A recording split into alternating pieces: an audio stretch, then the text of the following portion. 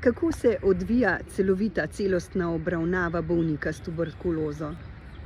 Rada bi poudarila, kot vodja nacionalnega programa za tuberkulozo, da pri dobrem nadzoru nad boleznijo je seveda pomembno, da sodeluje celoten tim, torej TB tim, da mi imenujemo.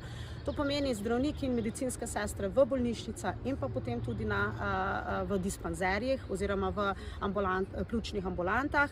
Potem je pomembno, da sodelujejo v timu tudi socialni delavci, dietetičarke, tudi včasih fizioterapevti. Potem, da imaš dober laboratorij, s katerim dobro sodeluješ, ki te hitro obvešča o rezultatih testov, da lahko seveda začneš potem čim prej takšnega bolnika zdraviti. Torej, pri tuberkulozi je pomembno multidisciplinarnost, torej sodelovanje v timu večjih različnih zdravstvenih delavcev in pa tudi socialnih delavcev.